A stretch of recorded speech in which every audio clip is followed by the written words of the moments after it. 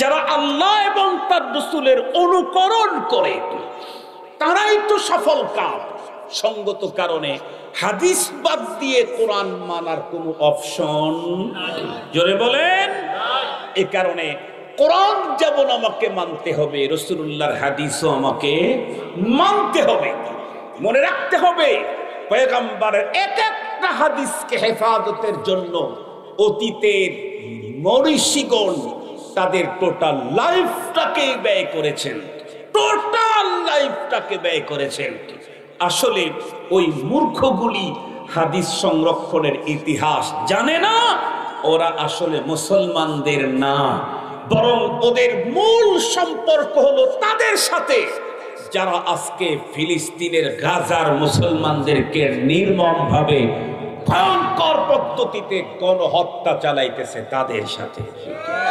মুহতারাম হাজিরিন, বিশেষ একটা বিষয়ে আপনাদেরকে আলোকপাত করতে চাচ্ছি।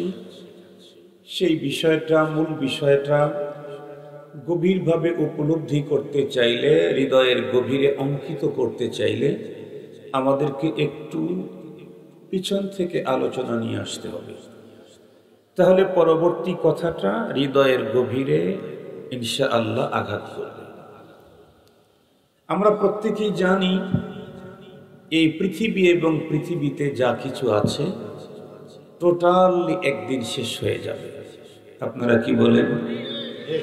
আমরা যারা মুমিন, মুসলমান, ইমানদার, উলামা, আমরা তো একটা কিয়ামত বিশ্বাস করি। এই পৃথিবীতে যারা বিজ্ঞানী, যারা একটা সময় কিয়ামতকে বিশ্বাস করতে চাইতো না, এখন গবেষণা করার পরে এরা মাঝে মাঝেই কিয়ামতের আশঙ্কা করে। আমার কথা বুঝছেন কি আপনারা? আমরা তো একটা কিয়ামতকে বিশ্বাস করি। এই পৃথিবীর বিজ্ঞানী যারা একটা সময় কিয়ামতকে বিশ্বাস করতে চাইতো না, তারা এখন গবেষণা করতে করতে এত বেশি গবেষণা করেছে, মাঝে মাঝেই তারা কিয়ামতের আশঙ্কা করে। আপনাদেরকে স্মরণ করিয়ে দিতে চাই 2000-এর কথা। মনে হয় মনে আছে, এই পৃথিবীতে মহা আলটিমেটাম দিয়েছিল 5ই মে। মনে আছে নাকি আপনাদের যে এই দুনিয়াটা শেষ হয়ে যাবে? তখন আমরা দেখলাম ঢাকা শহর রাজধানী থেকে হাজার হাজার মানুষ কর্মস্থল ত্যাগ করে নিজ এলাকার দিকে যাচ্ছিলেন। কেন? 5ই মে মহা আলটিমেটাম, এদিন কিয়ামত হবে। বাংলাদেশের মানুষের ভাবটাপ দেখে মনে হচ্ছিল তারা ভেবেছে কিয়ামত এটা ঈদুল আজহা, ঈদুল ফিতরের মতোই একটা কিছু হবে। এই জন্য পরিবারের সকলকে নিয়ে কিয়ামত উদযাপন করার জন্য ঢাকা শহর খালি করে যাচ্ছিল।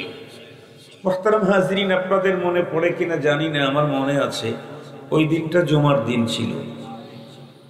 আমি জুমার নামাজে মসজিদের ভিতরে ঢুকে বললাম, আজকের দিন তো বিজ্ঞানীদের কিয়ামতের দিন।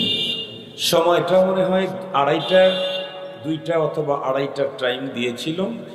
আমি মুসল্লিদেরকে বললাম, অন্য দিনে জুমার নামাজ 1:30টায় পড়েছি, আজকের দিনে জুমার নামাজ 1:30টায় পড়ব না, আজকের দিনে জুমার নামাজ পড়বো কিয়ামতের পরে। কিসের পরে? কিয়ামতের পরে।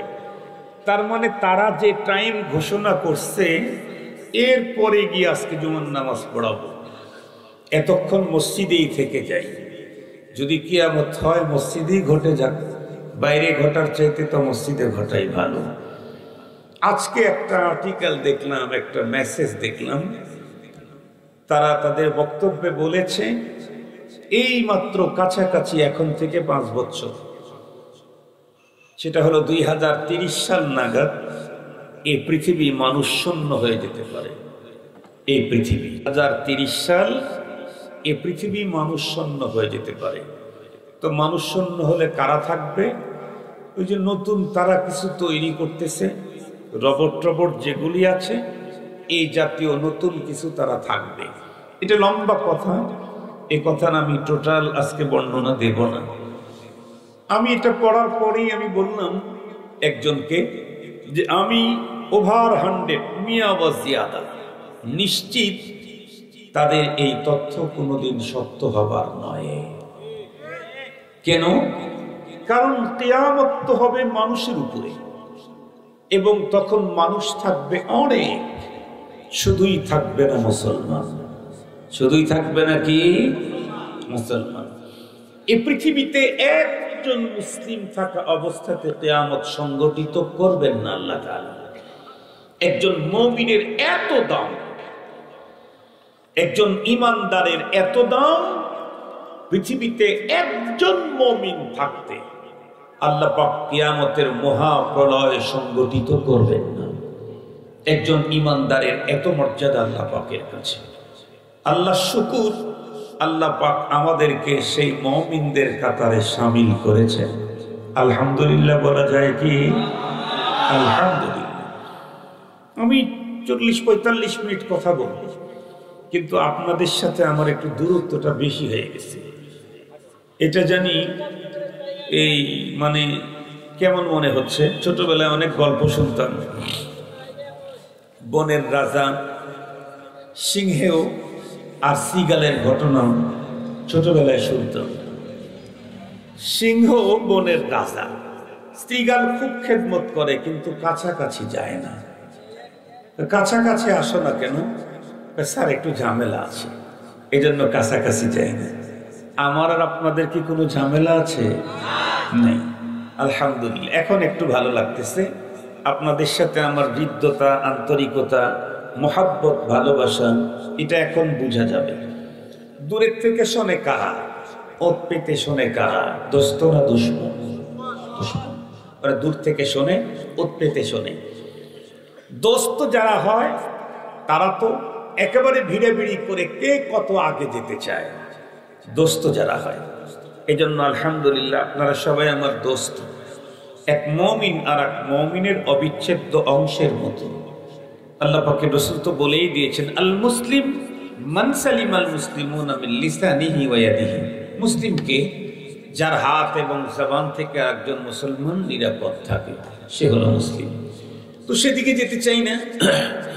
মুহতারাম হাজিরিন, বলতেছিলাম তাম পৃথিবীর বিজ্ঞানী বলেন আর যাই বলেন, আজকের পৃথিবীর সমস্ত মানুষ একটা কথা অবশ্যই বিশ্বাস করে, সেটি হলো মানুষ মরণশীল। আজকের পৃথিবীতে 806 কোটি মানুষ আছে। 1 জানুয়ারি 2025-এর রিপোর্ট, বর্তমান পৃথিবীতে মানুষের সংখ্যা 806 কোটি। সমস্ত মানুষের মধ্যে একজন মানুষও মৃত্যুকে অস্বীকার করার মতো নেই, এবং দিন যত ঘটতেছে কিয়ামতকে স্বীকার করার মানুষের পার্সেন্টেজ ততই বাড়তেছে। বললাম না, কিছুদিন পর পর বিজ্ঞানী বলে পেরেশান কি, একটা গ্রহ আর একটা গ্রহের কাছ দিয়ে যাচ্ছে, যদি একটু টক্কর লাগে তাহলে ওই গ্রহের তুলনায় পৃথিবীটা কিছুই না, তাহলে পৃথিবী আর থাকবে না। এই বিজ্ঞানীদের আর ঘুম হয় না, কিন্তু ওলামায়ে কেরাম নাকের ভিতরে সর্ষের তেল দিয়ে ঘুমায়। কেন? কারণ সমস্ত গ্রহ, উপগ্রহ, আসমান, জমিন, নক্ষত্র, গ্যালাক্সি যা আছে সবগুলি সেটিং ফিটিং করেছেন কে? আল্লাহ। রব তার রাসূলকে দিয়ে অনেক সিমটম বলে দিয়েছেন পৃথিবীতে কিয়ামতের। তার মধ্যে একটা হলো ইয়াজুজ মাজুজ বের হয়ে আসবে। আসতে কি, যেহেতু আসে নাই, সঙ্গত কারণেই এই গ্রহগুলি যতই কাজ দিয়ে যাক, একটার সাথে আর একটা ধাক্কা লাগার কোনো সম্ভাবনাই নাই। ওই গ্রহকে ওই জায়গা থেকে এখানে সরাইছে কে? কোন বিজ্ঞানী? কোন বিজ্ঞানী? America, Japan, German. আরে তাম আমেরিকাকে এক জায়গায় করলে ওই গ্রহের তুলনায় বাংলাদেশের সবচাইতে ছোট চাউলের ভাত কোনটা? ওই ভাত সমান হবে না, একটা চাউল সমান হবে না ওই গ্রহের তুলনায়। মুহতারাম হাজিরিন, সেদিকে যেতে চাই না। তো আজকের পৃথিবীর মানুষ, ধরে নিলাম আমরা প্রত্যেকে জানি, বিশ্বাস করে ফেলেছি, কুল্লু মান আলাইহা ফান, এই দুনিয়া এবং দুনিয়ার ভিতরে যা কিছু আছে সব শেষ হয়ে যাবে। মৃত্যুকে তো পৃথিবীর সব মানুষই বিশ্বাস করে। আমরা যারা মুমিন, আমরা কি শুধু মৃত্যুকেই বিশ্বাস করি? না, আমাদের বিশ্বাস মৃত্যুর পরে আরো অনেক লম্বা। আমরা তো আল্লাহ পাকের যে ঈমানের স্বীকৃতি দিয়েছি তার মধ্যে পড়েছি ওয়াল বা'সি বা'দাল মাউত। মৌত পর্যন্ত তো পৃথিবীর সকলেরই বিশ্বাস আছে। আমি মুমিন, আমার বিশ্বাস মৃত্যুর পরে আরো অনেক লম্বা। কি? আল হাউযু হাক্কুন ওয়াস সিরাতু হাক্কুন ওয়া রু'য়াতুল্লাহি তাআলা হক ওয়াল জান্নাতু হক ওয়ান নারু হক। পরপারে হাউজে কাউসার আছে, ফুলসিরাত আছে, জান্নাত আছে, জাহান্নাম আছে, আল্লাহর সঙ্গে সাক্ষাৎ আছে, আল্লাহর সামনে বিচারের জন্য দাঁড় হওয়া আছে। সবগুলি আমরা বিশ্বাস করেছি। আমাদের বিশ্বাস অনেক লম্বা। মুহতারাম হাজিরিন, তাহলে এই পৃথিবীতে আমরা খুব অল্প সময়ে থাকব, চলে যাব। রব্বুল আলামিন এই অল্প সময় পৃথিবীতে আমাদেরকে রাখার জন্য পাঠালেন কেন? আমরা স্পষ্ট জানি পয়গম্বরের হাদিস, আদ-দুনিয়া মাজরাআতুল আখিরাহ।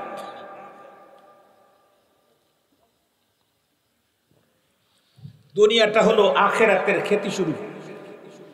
কৃষক মাঠে খেতে চাষ করে, ভোগ করে কোথায়? বাড়িতে।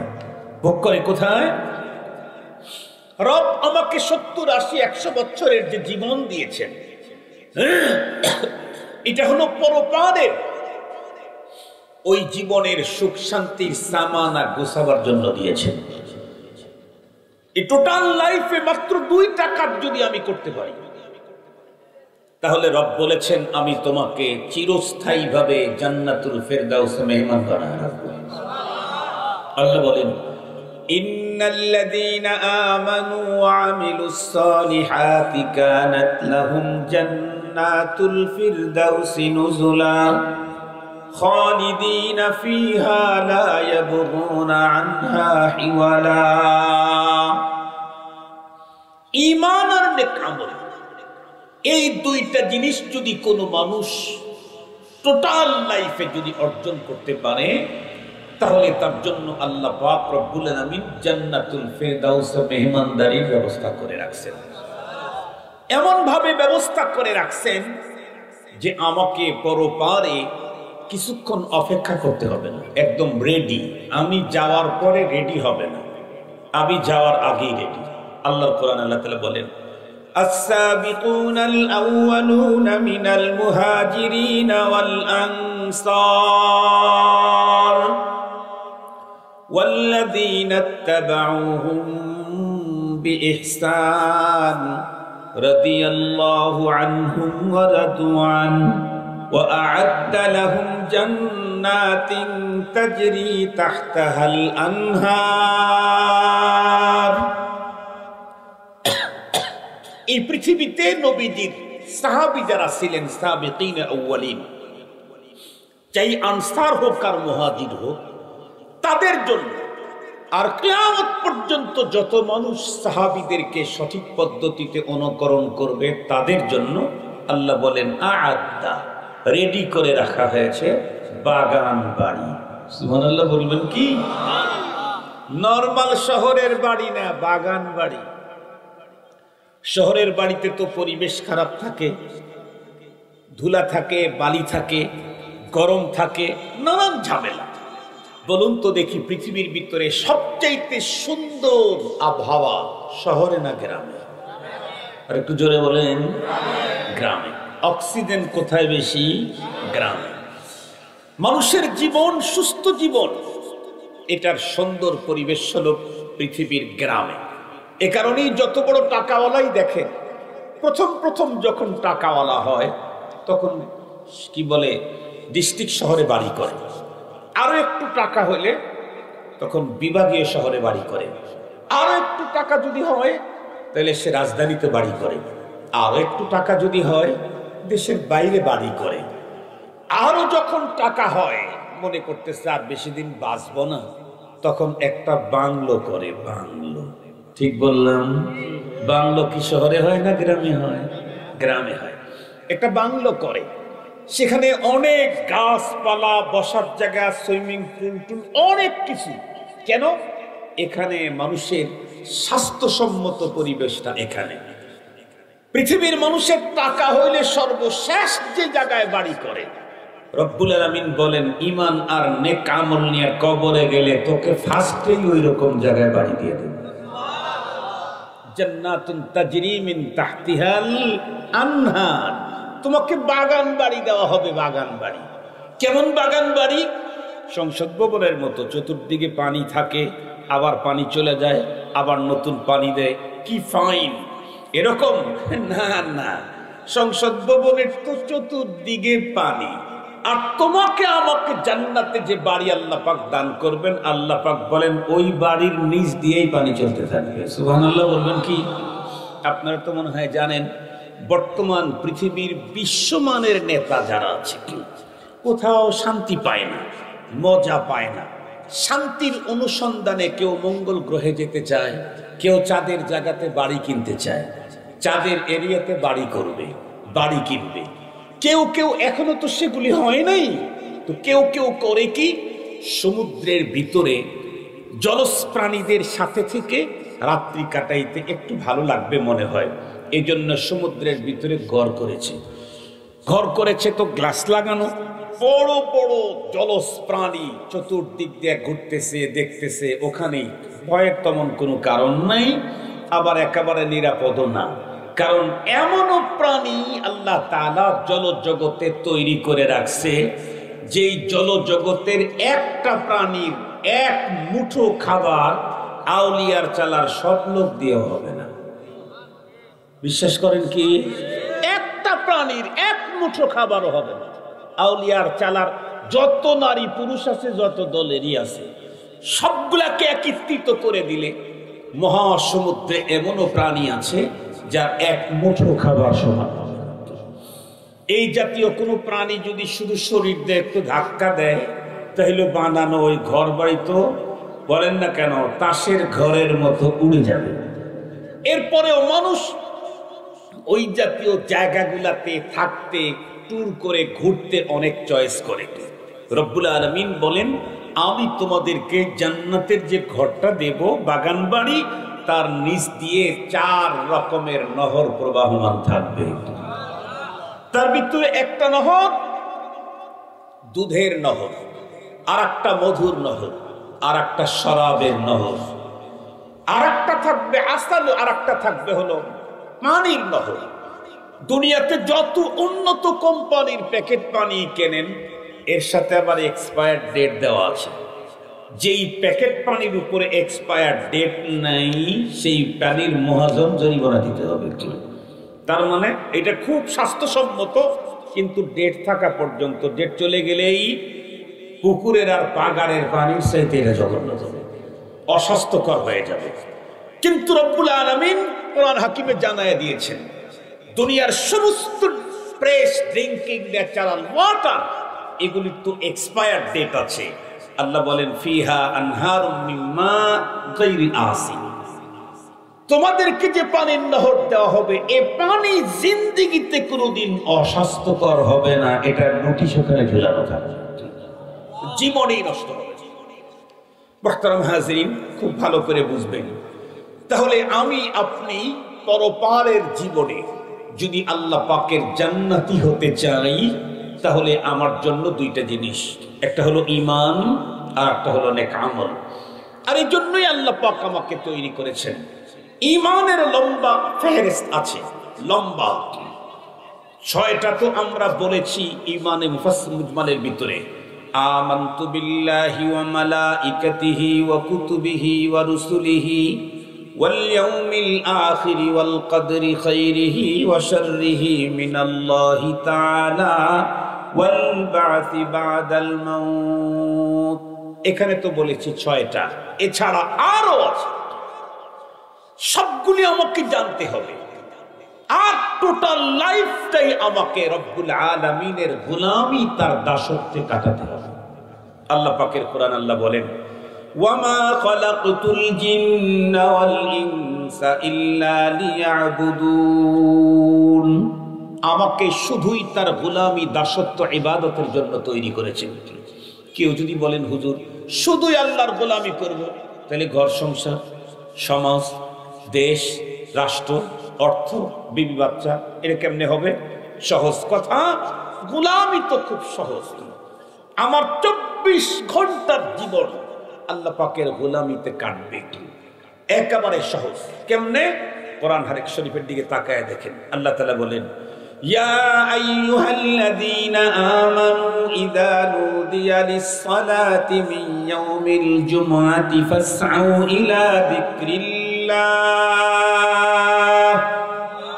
ও ঈমানদার, যখন জুমার দিনের আযান হয়, ওয়াদারুল বাই, সবকিছু দুনিয়ার কাজ বন্ধ করো আর দৌড়াও আল্লাহর স্মরণে, নামাজের জন্য আগায়া যাও। এরপরে আল্লাহ পাক বলেন, ফাইদা কুদিয়াতিস সালাতু ফান্তাশিরু ফিল আরদি ওয়াবতাগু মিন ফাদলিল্লাহ। নামাজ যখন শেষ হয়ে গেল, এখন ফাজলুল্লাহর অনুসন্ধানে বেরিয়ে যাও। তাহলে নামাজে আসার অর্ডার কার? ইসআউ ইলা যিকরিল্লাহ। আবার ওয়াবতাগু মিন ফাজলিল্লাহ, আল্লাহর ফজল অনুসন্ধান করো, এ অর্ডার কার? আল্লাহ। তাহলে আমি নামাজ পড়ি, এটাও কি আল্লাহর অর্ডার? নামাজের পরে আমার জীবন জীবিকার জন্য যত কাজ আমি করতে যাব হালাল তরিকায়, সহি তরিকায়, সেটাও অর্ডার আল্লাহ। এই জন্যই তো আমাদের নবী আলাইহিস সালাম আমাদেরকে কি দোয়া শিখিয়েছেন? মসজিদে ঢোকার সুন্নত 5টা। ডান পা দিয়ে প্রবেশ করা, বিসমিল্লাহ বলা, দরুদ শরীফ পড়া, দোয়া পড়া, ইতিকাফের নিয়ত করা। ডান পা দিয়ে ঢুকতে গিয়ে বিসমিল্লাহি ওয়াসসালাতু ওয়াসসালামু আলা রাসূলিল্লাহ, আল্লাহুম্মা ইফতাহলি, কথা বলেন না কেন?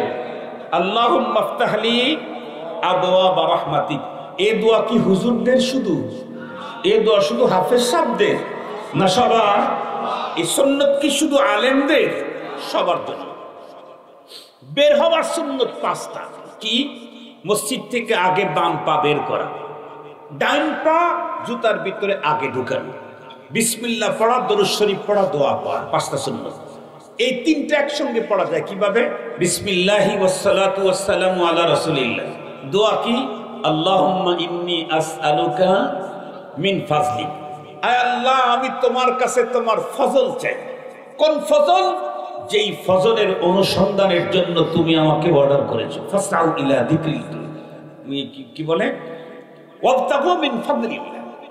ওয়াবতাগু মিন ফাদলিল্লাহর ভিতরে যেই ফজলের কথা তুমি বলেছো, তুমি অর্ডার করেছো, সেই ফজলটাই তোমার কাছে চাই। কেন? আমি এখন মসজিদ থেকে বের হয়ে যাচ্ছি।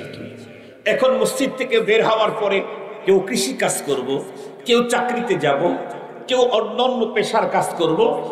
আমাদের বর্তমান পৃথিবীর বড় আলিম আল্লামা তকি উসমানী হাফিজাহুল্লাহর পীর ও মুর্শিদ ছিলেন একজন ডাক্তার, আব্দুল হাই আরিফি রহমাতুল্লাহি আলাইহি। উনি বলেন, दुनिया की तमाम काम दीन का काम बन जाएगा, सिर्फ जाविया निगाह बदलना है। শুধু সিস্টেমটা চেঞ্জ করতে পারলে দুনিয়ার সমস্ত কাম দ্বীনের কাজ হয়ে যাবে। যেমন আমি যদি পয়গম্বরী পদ্ধতিতে খানা খাই তাহলে এটা ইবাদত। আমি যদি পয়গম্বরী পদ্ধতিতে ওয়াশরুমে যাই এটাও ইবাদত। আমি যদি পয়গম্বরের সিস্টেমে গোসল করি এটা ইবাদত। আমি যদি পয়গম্বরী পদ্ধতি স্ত্রীর সাথে গল্প করি ইবাদত। আমি যদি পয়গম্বরী পদ্ধতিতে ব্যবসা করি এটা ইবাদত। তিজারত দিন ভি দুনিয়া ভি। আমি যদি পয়গম্বরী পদ্ধতিতে কৃষি কাজ করি এটা ইবাদত। আমি যদি পয়গম্বরী পদ্ধতিতে ভাত রান্না করি এটা ইবাদত। আমি যদি পয়গম্বরী পদ্ধতিতে রাত্রের বেলায় ঘুমাই তাহলে ইবাদত। এ কারণেই তো বলা হয়েছে হাদিসের ভিতরে, সাধারণ মানুষের ঘুমের ইবাদতের চাইতে একজন আলেমের ঘুমের দাম বেশি। কেন? সাধারণ লোক যে আছে সে ইবাদত নবীর তরিকায় করতে পারে না, আর একজন আলেম ঘুমের ঘরেও ঘুমে গেলেও নবীজির তরিকায় ঘুমায়। মুসলমান ভাইরা আমার খুব ভালো করে বুঝবেন, যেই কাজের ভিতরে পয়গম্বরের তরিকা থাকে না সেই কাজ ইবাদত হয় না, সেই কাজের দ্বারাই বান্দা আল্লাহর কাছে সওয়াব আর মজুরি পায় না। বিশ্বাস যদি না হয় বলুন তো দেখি, কোন একজন মানুষ যদি ওয়াশরুমের ভিতরে ঢুকে 30 পারা কোরআন পড়তে থাকে কি পরিমাণে নেকি হবে? জোরে বলেন। তাহলে এটা হবে না কেন? কারণ পয়গম্বরের তরিকা নাই। তেলাওয়াত করছে বটে কিন্তু পয়গম্বরের তরিকা নাই। কোন মানুষ যদি ঈদের দিনে রোজা রাখে কি পরিমাণে নেকি হবে? একটা নেকি হবে না। কেন? পয়গম্বরের তরিকা নাই। রোজা রাখলে কি হবে? কিন্তু পয়গম্বরের তরিকা না থাকার কারণে রোজা রেখেও নেকি হবে না। পক্ষান্তরে একজন মানুষ যদি গোসলখানায় ঢুকতে পয়গম্বরের নীতি মেনে যদি গোসলখানার ভিতরে ঢোকে আর যদি পয়গম্বরের সুন্নতের অনুকরণের নিয়ত করে, যতক্ষণ গোসলখানায় থাকবে ততক্ষণ তার ইবাদতে গণ্য হবে। আপনাদেরকে বোঝাবার জন্য একটা মিসাল দিলে খুব ভালো বুঝবেন। আমাদের এলাকায় আমরা তখন ছোট ছোট এই ফার্সি বলি মিজান পড়ি না হুমির পড়ি, ওই সময় আমাদের পার্শ্ববর্তী এলাকাতে তখন এলাকায় নতুন বিদ্যুৎ আসতেছে, নতুন দুই একটা শেষ মেশিন, বিদ্যুতের শেষ মেশিন মোটর দুই একটা বসাইতেছে। ওই সময় একটা লোক ছিল আমাদের পার্শ্ববর্তী গ্রামে, সিরিয়াস বিদ্যুতের কাজ জানতো। ও নাকি কারেন্টের তার হাত দিয়ে ধরতো আর ওর শরীরের ভিতরে এটা কি বলে টেস্টার লাগাইলে টেস্টার জ্বলতো। ওর শরীরের ভিতরে টেস্টার লাগাইলে টেস্টার জ্বলতো, মানে ওর পুরা বডি কারেন্ট হয়ে যেত। শেষ পর্যন্ত কারেন্টেই মারা গেছে। শেষ পর্যন্ত কারেন্টেই মারা গেছে। কিন্তু এই লোকের বডির যে কোনো জায়গাতে ধরলে টেস্টার জ্বলতো, ও হাত দিয়ে ধরে রাখতো। বলি আপনাদেরকে জিজ্ঞেস করি, কতক্ষণ জ্বলতো? যতক্ষণ ওই বিদ্যুতের তার ধরে রাখতো। বিদ্যুতের তার ছেড়ে দিলে ওর মাথাতে লাগাইলে ওর জ্বলতো। ঠিক তদ্রূপ আমার জীবনটা কতক্ষণ ইবাদত, রাসূলুল্লাহর সুন্নাত যতক্ষণ থাকে ততক্ষণ আমার জীবন ইবাদত। এই জন্য আমরা আমাদের জিন্দেগিকে বন্দেগিতে রূপান্তরিত করা সম্ভব। আমার টোটাল লাইফটাকে ইবাদতে রূপান্তরিত করা সম্ভব। শর্ত হলো কি? আমার 24 ঘন্টার লাইফটা চালাইতে হবে পয়গম্বরী পদ্ধতিতে, তাহলে আমার জিন্দেগি বন্দেগি হয়ে যাবে। এখন বলুন তো দেখি, আমি যদি 24 ঘন্টার লাইফটাকে, সময়টাকে, জীবনটাকে পয়গম্বরী সুন্নাত অনুযায়ী কাটাইতে চাই, তাহলে আমাকে কি এগুলো জানতে হবে না? না জানলে মানার প্রশ্নই আসে না। এ কারণে আল্লাহ পাক কোরআন নাজিল করেছেন কোরআন মানার জন্য। কিন্তু সর্বপ্রথম আল্লাহ পাক অর্ডার দিয়েছেন ইকরা, পড়ো। কেন? না পড়লে তো তুমি জানবে না, না জানলে তুমি জীবনেও মানতে পারবা না। আলহামদুলিল্লাহ, নতুন মাদ্রাসা নাকি না পুরাতন মাদ্রাসা? আল্লাহ শুকর, জামে মসজিদের সাথে আপনার একটা মাদ্রাসা করেছেন। মাদ্রাসা থেকে মসজিদ পরিচালনার লোক তৈরি হয়। বলেন তো দেখি, ইমাম কোথায় পাওয়া যায়? কথা বলেন। মেডিকেল কলেজ থেকে ইমাম আসে, ঢাকা বিশ্ববিদ্যালয় থেকে ইমাম আসে, বুয়েট থেকে ইমাম আসে, চুয়েট থেকে ইমাম তৈরি হয়। এগ্রিকালচার ইউনিভার্সিটি আপনাদের ময়মনসিংহের, ওইখান থেকে খতিব তৈরি হয়। জোরে বলেন, এগুলি কোথায় তৈরি হয়? মাদ্রাসায়। মনে রাখবেন, মেডিকেল কলেজে যারা পড়ে তারাই হাসপাতালে চোখের চিকিৎসা, মুখের চিকিৎসা, কানের চিকিৎসা, চুলের চিকিৎসা, পেটের চিকিৎসা, পিঠের চিকিৎসা, যত রঙের চিকিৎসা, সব চিকিৎসার চিকিৎসক বের হয় একটা জায়গায়, সেটা হলো মেডিকেল কলেজ। মেডিকেল কলেজে পড়ে হাসপাতালে গিয়ে চিকিৎসা করে। ঠিক তদ্রূপ মাদ্রাসায় পড়ে আল্লাহর ঘর মসজিদে গিয়ে তার আমল করে। মুসলমান ভাইরা আমার খুব ভালো করে বুঝবেন, যতক্ষণ পর্যন্ত একজন মানুষ না জানবে ততক্ষণ পর্যন্ত মানার কোনো প্রশ্নই আসে না। এই কারণেই তো পয়গম্বর বলেন, তলাবুল ইলমি ফারিদাতুন আলা কুল্লি মুসলিম, প্রতিটি মুসলমানের উপরে যতটুক পর্যন্ত জ্ঞান অর্জন না করলে ইসলামী জীবন যাপন করতে পারে না, এতটুক পর্যন্ত জ্ঞান তার জন্য বন্ধুরা আমার অর্জন করা প্রত্যেকের জন্য ফরজ আইন। মুসলমান ভাইরানি আমার, সবচাইতে বড় মজার কথা হলো বর্তমান সময়ে কোরআনের জ্ঞান মুসলমানদের জন্য পূর্বের তুলনায় আরো বেশি জরুরি। কারণ আপনারা লক্ষ্য করে দেখবেন বর্তমান সময়ে মুসলমানের ঘরের ভিতরে দিন ধর্মের বিরোধী মানুষ তৈরি হচ্ছে কিনা। মুসলমানের ফ্যামিলিতে, মুসলমান সমাজের ভিতরে মোল্লা গোষ্ঠীর ছেলেটাও এখন কোরআন বিরুদ্ধে কথা বলে, মোল্লা ফ্যামিলির ছেলেটাও এখন হাদিসের বিরুদ্ধে কথা বলে। মুসলমানের ঘরে জন্ম নিয়েছে, ইসলাম তার ধর্ম, কিন্তু ইসলামের বিরুদ্ধে, মোল্লার বিরুদ্ধে বলে বলে অনেক সময় আল্লাহর বিরুদ্ধে কথা বন্ধুরা আমার তাদের মুখ থেকে বের হয়। এই জাতীয় ভয়ঙ্কর অপরাধ থেকে জাতিকে মুক্ত করবার জন্য শুধুমাত্র কেবলমাত্র মুসলমান পুরুষরা ইসলামী জ্ঞান অর্জন করলে চলবে না, বরং নারীদেরকেও বন্ধুরা আমার বর্তমান সময়ে ইসলামী জ্ঞান অর্জন করাতে হবে। আপনারা তো অবশ্যই শুনেছেন এই বাংলাদেশে এইবারের ঈদ বন্ধুরা আমার রমাদানুল মুবারকের ভিতরে ঢাকা শহরের ভিতরে কি ঘটলো। একজন মেয়ে রমজান মাসের দিনের বেলায় ওপেন সিগারেট খাচ্ছিল, সেইখানে কয়েকজন যুবক ছেলে গিয়া যখন বলল রমজান মাসে তুমি এমনটি কেন করো, সে তখন উচ্চ কণ্ঠে বলল আমি সিগারেট খাবো না কি করব সেটা আমার পার্সোনাল ব্যাপার, তোমার তাতে সমস্যা কি? এ কথা বলতেই মুসলিম যুবক উত্তর করলো আমার সমস্যা আসে দেখেই তো তোমাকে বলছি। এক পর্যায়ে লম্বা বন্ধুরা আমার বাকবিতণ্ডা হলো। খুব ভালো করে মনে রাখবেন, একজন মানুষ পরপারে মুক্তি যদি পেতে চায়, ঈমান ছাড়া জীবনেও কোনোদিন মুক্তি পাওয়ার সম্ভাবনা নাই। কোরআন আর ইসলামের জ্ঞান না থাকলে ফাসেক না শুধু এখন মুরতাদ হয়ে যাচ্ছে। ফাসেকের তো জান্নাত আছে পরপারে, কিন্তু যে ইসলাম ধর্ম ছেড়ে দিবে মুরতাদ হবে সে তো ডাইরেক্ট জাহান্নাম। মুরতাদ হয়ে যাবে মুরতাদ, নাস্তিক হয়ে যাবে নাস্তিক। এ কারণে এখন ইসলাম জ্ঞান প্রতিটি মানুষের জন্য অনেক বেশি জরুরি। আমাদের কওমি মাদ্রাসা একটা কিতাব পড়ানো হতো রাহে নাজাত, এখন মনে হয় পড়ায় না। পড়ায় কি হুজুর? পড়ায়, মাশাআল্লাহ, এখনো পড়ায়। ওই কিতাবের শুরুতেই লেখা আছে কিয়ামতের পূর্ববর্তী সময়ে কম ইলমওয়ালা মানুষ আর ইলমবিহীন মানুষ বেঈমান হয়ে মরে যাবে। হাজারো ফিতনা, কয়টা পিটাগেল দিবেন কয়টা জানেন? চমৎকার চমৎকার নাম, কিন্তু ভিতরে ভয়ঙ্কর রকমের বিষ মিশানো। একটা ফিতনা আছে বর্তমানে নতুন আমাদের বাংলাদেশে, তার নাম হলো আহলে কোরআন। কি নাম? নাম কত চমৎকার না?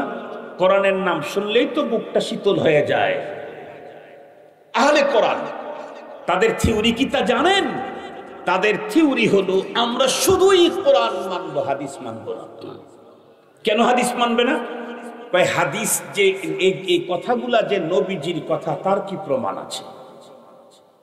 যে হাদিসগুলো আমরা বলতেছি নবীজি বলছেন, এটা যে নবীজি বলেছেন তার কি প্রমাণ আছে? তাদের কথা আপনি বলুন তো দেখি। কেউ যদি রাসূলুল্লাহর হাদিস না মানে তাহলে সে কি কোরআন মানার কোনো সুযোগ আছে? নবীজির হাদিস না মানলে কোরআন মানার কোনো সুযোগ নেই। কেন? আয়াতে আল্লাহ তাআলা বলেন কুল ইন কুনতুম তুহিব্বুনাল্লাহা ফাত্তাবিউনি ইউহিব্বুকুমুল্লাহ ওয়া ইয়াগফির লাকুম যুনুবাকুম ওয়াল্লাহু গফুরুর রহিম। বলুন তো দেখি এটা কোরআন শরীফের আয়াত কিনা?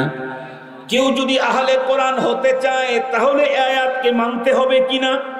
এই আয়াতে আল্লাহ পাক বলে দিলেন, ওগো আমার হাবিব, আপনি পৃথিবীর মানুষকে বলে দিন, তোমরা যদি আল্লাহকে মুহাব্বত করতে চাও তাহলে একটা কাজ করো, আল্লাহই তোমাদেরকে মুহাব্বত করবে।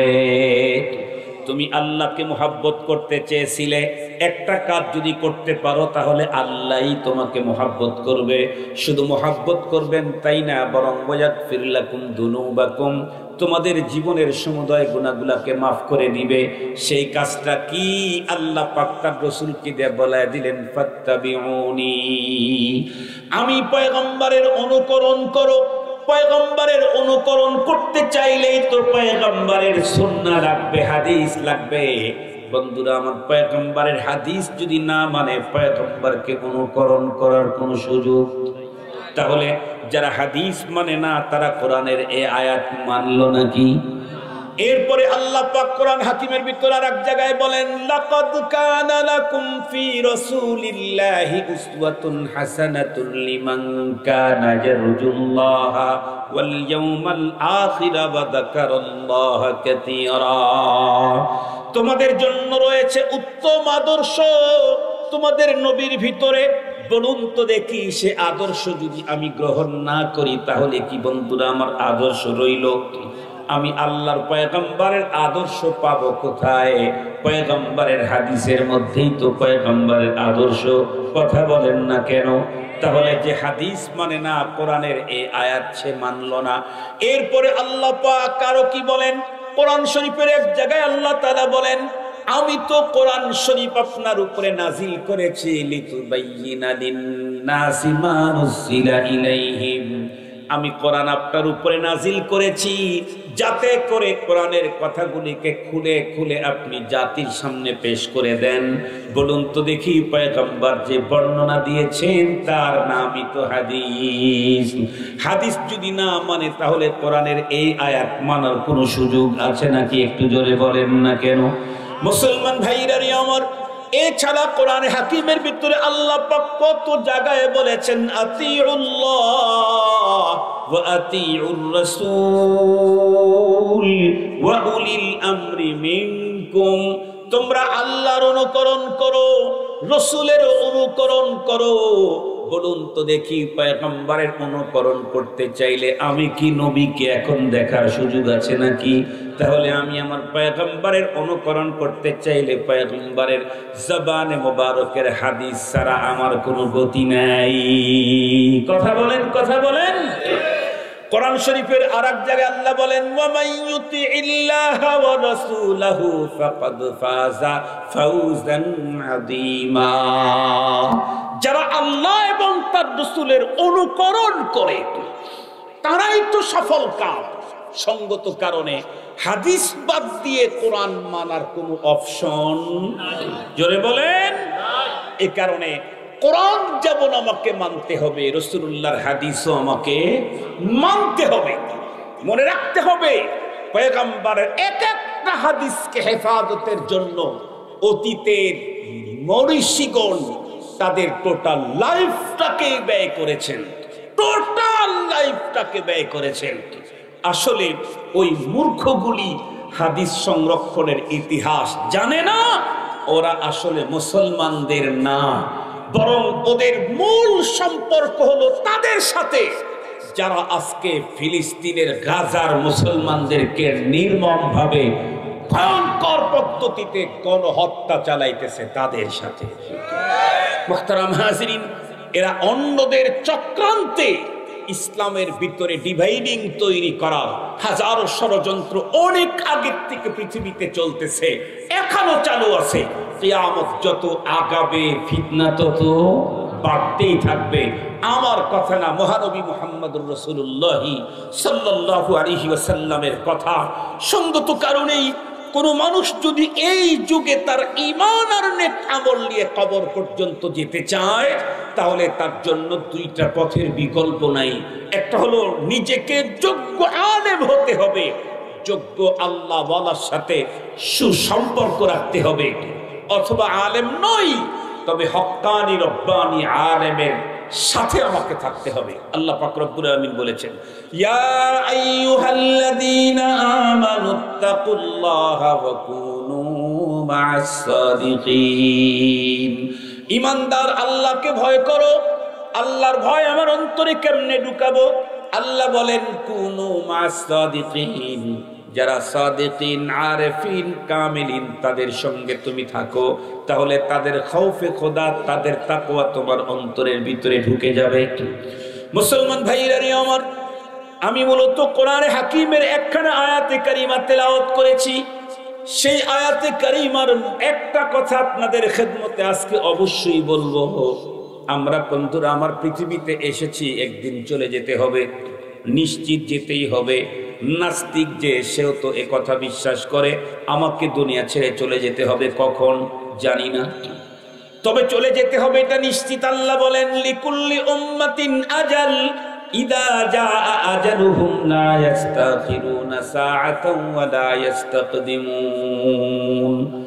আল্লাহ পাক নির্ধারিত আয়ু দিয়েছেন, এক সেকেন্ড এদিক ওদিক করবার মতো ক্ষমতা পৃথিবীর কোনো মানুষের নাই। নির্ধারিত টাইমে আমাকে মরতে হবে। মুসলমান, যদি ঘরের ভিতরে আমার শরীরের কোনো অংশ নষ্ট হয়ে পচে পচে তারপরে যদি মরে যাই, তবু আমাকে মরতে হবে। আর যদি আমি আল্লাহর জমিনে আল্লাহর দ্বীন রক্ষার জন্য শাহাদাতের পেয়ালা পান করে মরে যাই, তবু আমাকে মরতে হবে। বন্ধুরা, আমার ঘরের ভিতরে যদি এমনি এমনি মারা গেলাম, তাহলে আমার পরবর্তী জীবনের কোনো একটা স্তরের গ্যারান্টি নাই। কিন্তু আমি যদি আল্লাহর জমিনে আল্লাহর দ্বীন রক্ষার জন্য বন্ধুরা আমার যুদ্ধের ময়দানে শাহাদাতের পেয়ালা পান করে ইন্তেকাল করি, মারা যাই, শহীদ হই, তাহলে আল্লাহর পয়গম্বর আমার জন্য জান্নাতের গ্যারান্টি দিয়েছে। আল্লাহর পয়গম্বর বলেন ইন্নাল জান্নাতা তাহতা দিলালিস সুয়ুফ।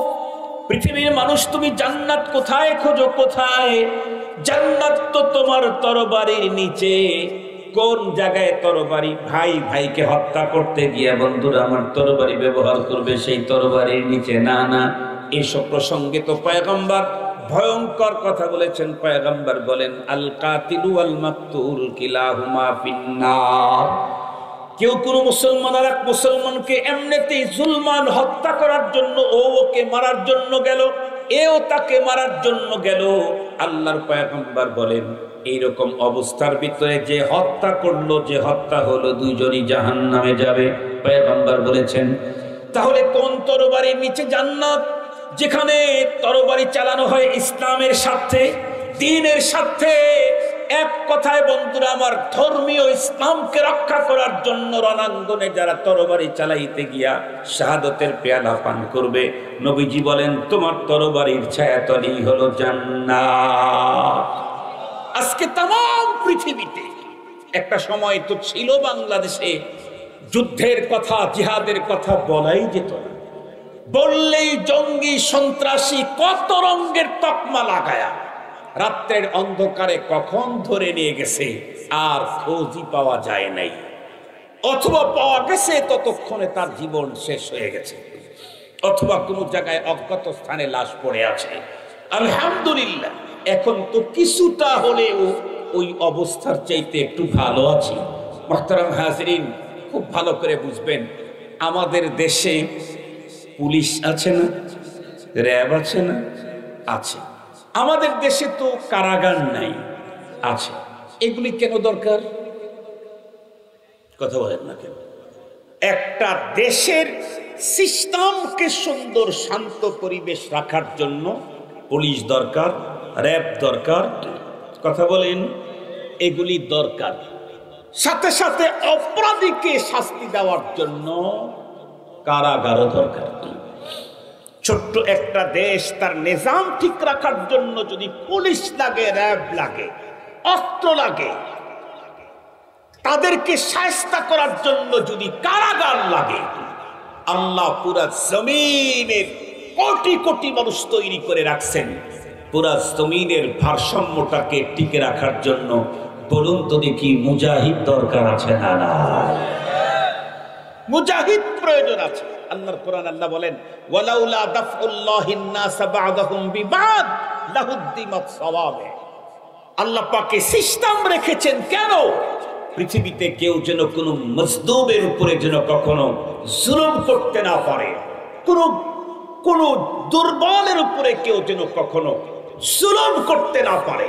এই জন্যই তো আল্লাহ পাকে অপশন রেখেছেন। কোরআনে হাকিমের যে আয়াতে কারিমা আমি তেলাওয়াত করেছি, এই আয়াতে কারিমা মূলত শেষের অংশটুকু পৃথিবীর এক প্রকারের মজলুম অসহায় মানুষের আর্তনাদ।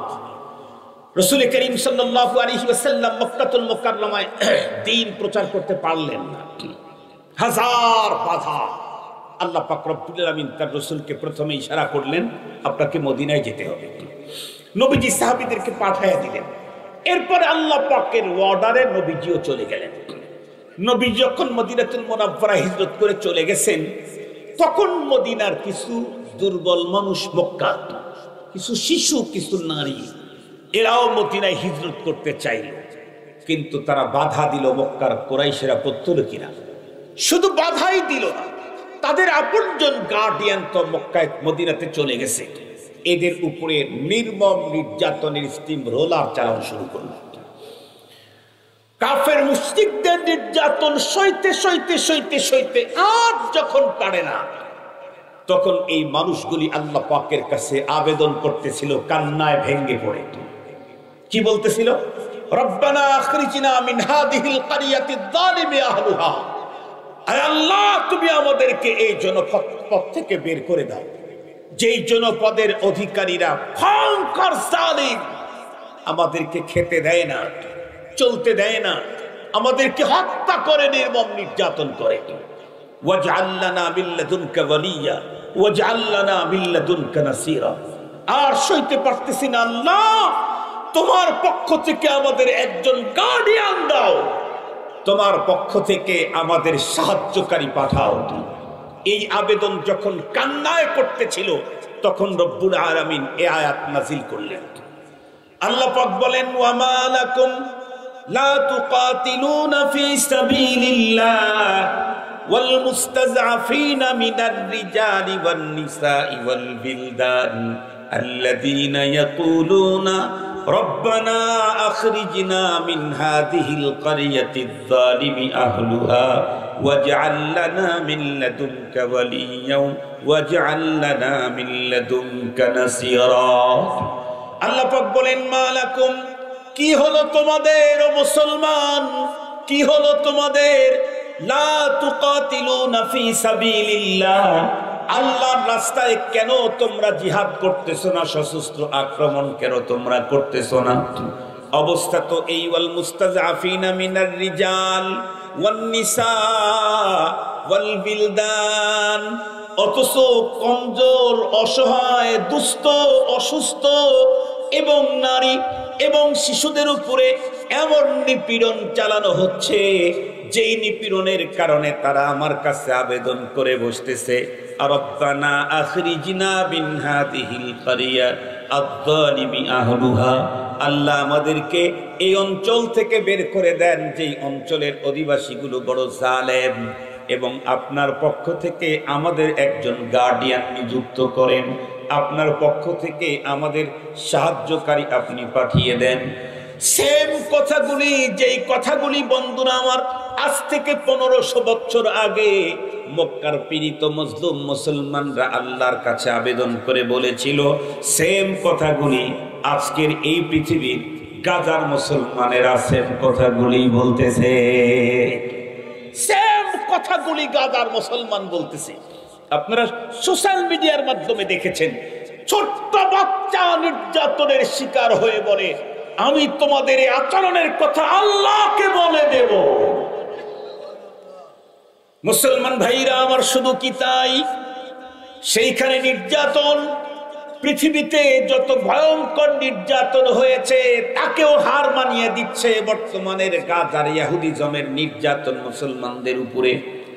আপনারা দেখেছেন, আমি নিজেও দেখেছি, একজন মুসলিম বোন, তার উপরে 8 থেকে 10 জন সশস্ত্র বাহিনী হায়ানের বন্ধুরা আমার মতো আক্রমণ করছে।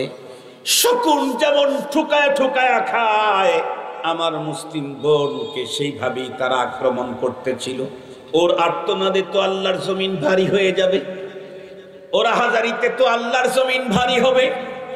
সেখানে মুসলমানদের দুরবস্থা কত ভয়ঙ্কর। একজন বাচ্চা তার মাকে বলতেছে, ও মা, আমি যদি শাহাদত বরণ করি তাহলে তোর রব আমাকে জান্নাত দিবে। বলে হ্যাঁ। জিজ্ঞাসা করে, মা গো, আগে তুমি বলো, জান্নাতের ভিতরে খাদ্য পানি অ্যাভেলেবেল পাওয়া যায় নাকি? জান্নাতের ভিতরে খাদ্য আর পানি কি অ্যাভেলেবেল পাওয়া যায়? ছোট্ট বাচ্চা ক্ষুধার তাড়নায় তৃষ্ণায় কাতর হয়ে মাকে বলছে, মা শহীদ হলে জান্নাত তো পাবো, তুমি আগে আমাকে বলো জান্নাতের ভিতরে খাদ্য আর পানির সংকট আছে নাকি?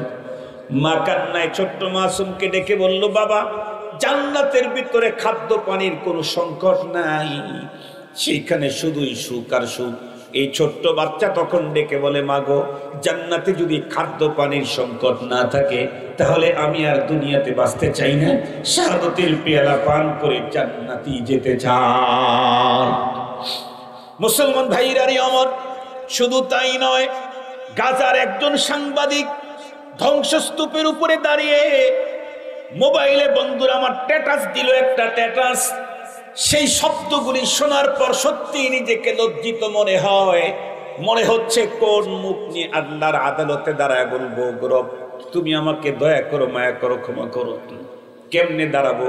রব যদি বলে পৃথিবীর 200 কোটি মুসলমান থাকতে নির্মম ভাবে এমন নির্যাতন করে গাজাতে 50,000-এর ঊর্ধ্বে মানুষকে খুন করা হলো, মাসুম বাচ্চাদের পুরা বডি টুকরো টুকরো হয়ে গেছে, গোস্ত এভাবে কুড়িয়ে কুড়িয়ে দাফন করা হচ্ছে, এই অবস্থা দেখার পরেও মুসলিম বিবেক বন্ধুরা আমার এখন পর্যন্ত জাগ্রত হয় না।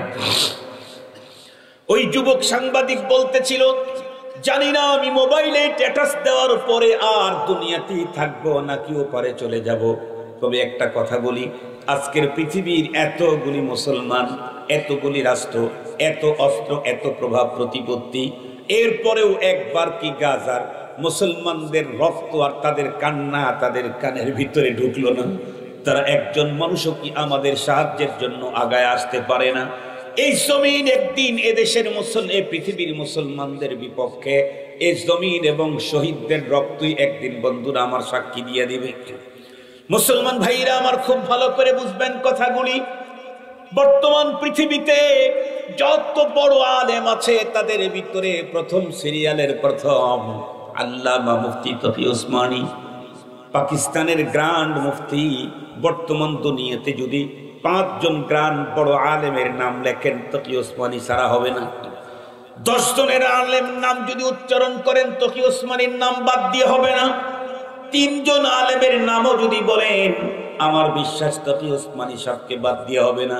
হুজুর নিজেই তো বন্ধুরা আমার কওমি কনফারেন্সের নামে একটা কনফারেন্স করলেন, সেখানে ওপেন বক্তব্য দিতে গিয়ে বললেন বর্তমান পৃথিবীর প্রতিটি মুসলিম শাসকের উপরে গাজার মুসলমানদেরকে রক্ষা করতে ইসরায়েলের বিরুদ্ধে জিহাদ করা ফরজ হয়ে গেছে। প্রত্যেকটি মুসলিম শাসকের উপরে ফরজ হয়ে গেছে। প্রতিটি মুসলমান তার জায়গা থেকে যতটুকু তার জায়গা থেকে তাদের সহযোগিতায় আগাইতে পারে আগাইতে হবে। আমি বুড়ো, আমি অবয়স্ক, আমি রোগাক্রান্ত, আমি তো সশরীরে যেতে পারছি না, আমি তাদের জন্য সাহায্য পাঠাবো যদি আমার সে সুযোগ থাকে। আমি এখান থেকে তার পক্ষে আওয়াজ দেব। আমি এখন তো বিছানায় যেতে পারতেছি না, সুযোগ থাকলে তো আমিও যুদ্ধে যেতাম। কেন? কিডনি নষ্ট হয়ে ফুসফুস পচে গিয়ে মরার চাইতে শাহাদাতের পেয়ালা পান করে ডাইরেক্ট জান্নাতে যাওয়া, এর চাইতে বড় মজার আর পৃথিবীতে কি হতে পারে? এর চাইতে বড় মজার আর কি হতে পারে? আমরা তো জান্নাতেরই স্বপ্ন দেখি, আমরা তো জান্নাত দিতে দিতে পৃথিবীতে এসেছি, কথা বলেন না কেন? আমি কি দুনিয়ার রাজত্বের চেয়ারে বসার জন্য পৃথিবীতে এসেছি? না, নো নো, আমি পৃথিবীতে এসেছি আল্লাহ জান্নাতটাকে জিতে নেওয়ার জন্য। সেইটা ওইখানে গেলে যদি ডিরেক্ট যাওয়া যায় তাহলে আমি থাকবো কেন? বিগত সময়ে আমাদের দেশে কোন আলেমকে ধরে নিয়ে এদেশের কিছু অমুসলিম প্রশাসনের লোক অমানবিক নির্যাতন করতো আর বলতো হুরের আশায়, জান্নাতের আশায় তো তোরা এগুলি করিস। এই জাতীয় নির্যাতন এই দেশের মাটিতে হয়েছে। মুহতারাম হাজরিন, এই জন্য আমাদেরকে আগামী দিনের জন্য সজাগ থাকতে হবে। এই জাতীয় অবস্থা যেন এই দেশের মাটিতে আমরা বেঁচে থাকতে আর হতে না পারে। ইনশাআল্লাহ ইনশাআল্লাহ আগামী দিন খুব গবেষণা, খুব গবেষণা, খুব ভাবতে হবে, অনেক চিন্তা করতে হবে। রব সুযোগ দিয়েছেন, হাতছাড়া করলে অনেক লম্বা জরিমানা দিতে হবে। আল্লাহ পাক আমাদেরকে হেফাজত করুন। আগামীকাল মার্চ ফর গাজা। বাংলাদেশের সমস্ত উলামায়ে কেরাম, বিলখুসুস আমাদের অভিভাবক, এখন জাতীয় মসজিদের সম্মানিত খতিব, বাইতুল মুকাররমের খতিব আল্লামা আব্দুল মালিক শাহ হাফিজাহুল্লাহ হুজুর নিজেই দেশবাসীকে মার্চ ফর গাজায় অংশগ্রহণ করার জন্য উদাত্ত আহ্বান জানিয়েছেন। আগামীকালকের মার্চ ফর গাজা যাদের সুযোগ আছে, আমরা তারাই। এখান থেকে ঢাকা খুব বেশি দূরে না, 3টা বাজে সোহরাওয়ার্দী উদ্যানে সেখানে সমাবেশ হবে। বক্তব্য দিবেন জাতীয় মসজিদের সম্মানিত খতিব, উনি নিজে সভাপতিত্বের আসন গ্রহণ করবেন। সারা দেশের শীর্ষস্থানীয় উলামায়ে কেরাম অনেকেই বলতে এটা তো হঠাৎ করে এই প্রোগ্রাম, অনেকের আগের থেকে বড় বড় প্রোগ্রাম বিভিন্ন জায়গায় প্রোগ্রাম দেওয়া আছে, দিনের কাজ সেটাও এটাও, এই কারণে হয়তো অনেকে উপস্থিত হতে পারবেন না। ম্যাক্সিমাম উলামায়ে কেরাম সেখানে উপস্থিত থাকবেন। আপনাদের যাদের আল্লাহ পাক তৌফিক দিয়েছে গাজার মুসলমানদের পক্ষে দাঁড়াবার জন্য, আল্লাহর আদালতে কমপক্ষে এতটুকুর যেন বলতে পারি, আল্লাহ ওই দেশে গিয়ে মুসলমানদেরকে সাহায্য করার মতো কোনো সিচুয়েশন ছিল না, তবে তাদের পক্ষে দাঁড়াবার জন্য নিজের পকেটের টাকা সময় ব্যয় করে কষ্ট করে মার্চ ফর গাজাতে অংশগ্রহণ করেছি, এতটুকুন তো বলতে পারবো। আমি তো কমপক্ষে এটা বলতে পারবো, আল্লাহ জুমার নামাজে মুসল্লিদেরকে উদ্বুদ্ধ করেছি, মাহফিলে এসে তাওহীদি জনতাকে উদ্বুদ্ধ করেছি মুসলিমদের পক্ষে দাঁড়াবার জন্য। আমরা কমপক্ষে এতটুকুন তো করতে পারবো। হাদিস খুলে দেখেন না, রাসূল করিম সাল্লাল্লাহু আলাইহি ওয়াসাল্লাম গজওয়ায়ে খন্দক থেকে যখন ফিরে আসলেন, লম্বা টাইম যুদ্ধ হয়েছে। ওই খন্দকের যুদ্ধের সূচনা লগ্নেই সাহাবায়ে কেরামের অবস্থা ছিল খুব বেগতিক, পেটে খাবার ছিল। কোন কোন সাহাবী পেটে পাথর বেঁধে পরীক্ষা খননের কাজ করেছেন। এক সাহাবী কষ্টে নবীজির কাছে গিয়ে বললেন, ওগো আল্লাহর হাবিব, পরীক্ষা খননের দায়িত্ব এসেছে, আর কোপ দিতে পারতেছি না কোদাল দিয়ে। কেন? ক্ষুধার তাড়নায় পেটের ভিতরে পাথর বেঁধেছি, আর চলে না। বিশ্বনবীজি তখন নিজের পেটের কাপড়টা উঠায় দেখালেন, তখন দেখে ওই সাহাবীর পেটে একটা পাথর, মহানবীজির পেটে 2টা পাথর। বিশ্বনবীজির পেটে ক্ষুধায় 2টা পাথর দেখে সাহাবীর ক্ষুধা চলে গেছে। রহমতে আলম যাকে লক্ষ্য করে আল্লাহ পাক পৃথিবীর কত কিছু সাজাইলেন, রক্ত দুনিয়া আমাদেরকে বানাইছেন তার ইবাদতের জন্য। আল্লাহ পাকের সবচাইতে প্রিয় মানুষ যিনি, সেই মানুষটার পেটে ডাবল পাথর। সাহাবায়ে কেরামের শক্তি আবার সঞ্চারিত হয়ে গেল। সেই যুদ্ধ লম্বা টাইম চলতেছিল, কেউ হারে না, কেউ পারে না। আল্লাহ পাকের রাসূল তখন সেজদায় পড়ে কান্না শুরু করলেন, হে আল্লাহ, পরীক্ষা খনন করতেই আমাদের পেটের অবস্থা এমন ডাবল পাথর। এরপরে আবার যুদ্ধ করতে করতে করতে করতে অবস্থা একেবারে নার্ভাস, কেউ হারে না, কেউ পারে না। তোমার মদত ছাড়া আর পারছি না, কখনোই পারবো না তোমার মদত ছাড়া, তুমি দ্রুত আমাদেরকে মদত পাঠাও। আল্লাহ পাক তার হাবিবকে বলে দিলেন, হাবিব মাথা উঠিয়ে ফেলেন, আমি এখনই আমার সৈন্য পাঠাচ্ছি, আপনাদেরকে বিজয় করার ব্যবস্থা করতে। কি সৈন্য পাঠাইলেন? এমন এক তীব্র বাতাস চালায় দিলেন, বাতাসের এক ধাক্কায় শত্রু শিবিরে তারা খাবার দাবারের জন্য যে খাবার দাবার পাক করেছিল, সব ডেকসাগুলা উল্টে জমিনের ভিতরে পড়ে। আমাদের দেশের ঝড় আর সৌদি আরবের ঝড় কিন্তু একরকম না। যারা ওখানে ছিলেন তারা বলতে পারবে না। আমি এক ঝড়ে পড়ছিলাম কবলে, সেটা হলো 15 সালের হজের সফরে। ওই দিন তো মক্কা শরীফে ক্রান পড়ে মানুষ মারা গেল না, ওই বছর 2 জায়গাতে দুর্ঘটনা ঘটেছিল। একটা হলো জামারাতে অনেক মানুষ মারা গেল, আর একটা হলো ক্র্যাং ভেঙ্গে পড়ে মানুষ মরেছিল 2015 সালে। আমরা কি আল্লাহর কি ফয়সালা, ওই দিন আমরা মক্কা থেকে মদিনায় যাচ্ছি, পথের ভিতরে ভয়ঙ্কর ঝড়, এক জায়গায় গিয়ে সালাত আদায় করতে হবে, পাশে নাস্তা আছে, হোটেলে গিয়ে গাড়ি দাঁড় হয়েছে। কিন্তু এই বাস থেকে নেমে হোটেল পর্যন্ত যাব, তাকানের কোনো সুযোগ নাই। এতনা এতনা বড় বড় এই ছোট ছোট পাথরের কুচি, বড় বড় বালু কণা চোখ মুখের ভিতরে, কানের ভিতরে ঢোকা শুরু হয়ে গেছে। ওইখানে টিকা যায় না। এই রকমের ভয়ঙ্কর ঝড় যখন শুরু হয়ে গেছে, কয়েক মিনিটের মাথায় কাফেরদের সর্দার ডেকে বলল, এখন আর এখানে অবস্থান করার সুযোগ নাই, আমি গেলাম, তোমরাও যাও। সুবহানাল্লাহ বলবেন না? যে লম্বা ইতিহাস আছে। পরবর্তীতে পয়গম্বর বিজয় হয়ে গেলেন। নবীজি লম্বা টাইম যুদ্ধ চলার পরে বিজয় অর্জন করেছেন। নবীজি খুশি, বাসায় ফিরছেন। নবীজির শরীর থেকে যুদ্ধের পোশাকগুলা খুলে ফেলছেন। এর মধ্যেই জিবরাইল আমিন এসে হাজির। এসে ডেকে বলে, ওগো আল্লাহর হাবিব, আপনি কি যুদ্ধের পোশাকগুলি খুলে ফেললেন নাকি? বিশ্ব নবীজি জিবরাইলকে ডেকে বললেন, জিবরিল, আমি তো খুলেছি, আমার সাহাবায়ে কেরামও পোশাকগুলি খুলে ফেলেছে। কেন? এত লম্বা টাইম পর্যন্ত পেটের ভিতরে ক্ষুধা নিয়ে এত কষ্ট করে সমাবেশ হলো ইয়াহুদিজমের বিরুদ্ধে, ইসরায়েলের বিরুদ্ধে, গাজার মুসলমানদের পক্ষে। এই কারণে আমাদের স্লোগান এবং আমাদের হাতে থাকবে বাংলাদেশের পতাকা, আর থাকবে হলো ফিলিস্তিনের পতাকা। মুখে যে স্লোগানগুলি থাকবে, একটাও আমার দেশের রাষ্ট্রীয় কোনো দল, কোনো গ্রুপ, কোনো পার্টির বিরুদ্ধে উচ্চারিত হবে না। এবং আমার দেশের কোনো স্থাপনা, কোনো জায়গায় কোনো রকমের কোনো আক্রমণ হবে না। যারা এগুলি করবে তারা কখনোই মুসলমানকে মুসলমান হিসাবে তাদেরকে ধরা যাবে না। কেন? তারা হলো মুসলমানদের এই বিশাল জমায়েতকে কলুষিত করার জন্য তারা এ কাজ করবে।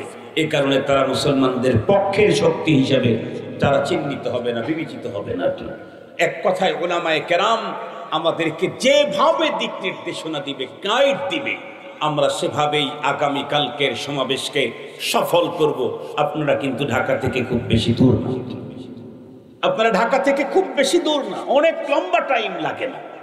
কত দূর দূর থেকে আজকে রাত্রেই আলহামদুলিল্লাহ রসুল প্রেমিক মুসলমানদের রক্ত দেখে যারা সইতে পারতেছেন না, মুসলিম মা বোনদের ইজ্জত লুণ্ঠন হওয়া দেখে, মাসুমদের লাশ দেখে যারা নিজেকে মানাইতে পারতেছেন না, তারা বাংলাদেশের শেষ প্রান্ত থেকে হলেও যোগদান করবে মার্চ ফর গাজাতে। ইনশাআল্লাহ আল্লাহ আমাদের যাদেরকে সুযোগ দিয়েছে আমরাও যাব ইনশাআল্লাহ। ইনশাআল্লাহ যাই যাই, কোন দিনের কোন আমল পরপারে আমার নাজাতের উসিলা হবে আল্লাহই ভালো জানেন। আল্লাহ রাসূল বলেন, লা তাহকিরান্না শাইআম মিনাল মারুফ। কাজটা যদি কল্যাণের হয়, নেকির হয়, যত ছোট হোক তুমি এটাকে কখনো ছোট ভাববা না। আল্লাহ পাক আমাদের সকলকে আলোচিত কথা বুঝা, এর উপরে আমল করবার তৌফিক দান করুক। মুহতারাম হাজিরিন, এখানে একটা মাদ্রাসা, আমি আগেই বলেছি, আমার টোটাল লাইফটা পৃথিবীতে এসেছি হলো জান্নাত জিতার জন্য। জান্নাত জিততে চাইলে কি লাগবে? ঈমান লাগবে, আমল লাগবে। মার্চ ফর গাজায় অংশগ্রহণ করব আমি ঈমানের তাকাজায়। কথা বলেন না কেন? ঈমানের তাকাজাতেই এই দ্বীনি প্রতিষ্ঠান, এখানে দুইটা প্রতিষ্ঠান, মাদ্রাসা প্লাস মসজিদ। এই মাদ্রাসা মসজিদের সহযোগিতা আপনারা করবেন। মাদ্রাসাগুলোর নামই হলো জাতীয় মাদ্রাসা। জনগণের চাঁদায়, কওমের চাঁদায় এই মাদ্রাসাগুলি আল্লাহ পাক চালান। সাথে সাথে কওমের সমস্ত যাবতীয় প্রয়োজন এখান থেকে, সমস্যার সমাধান এখান থেকে পাওয়া যায়। মুসলিম জাতির যত সমস্যা একটাও মেডিকেল কলেজ থেকে আসবে না, সব আসবে মাদ্রাসা থেকে। কথা বলেন না কেন?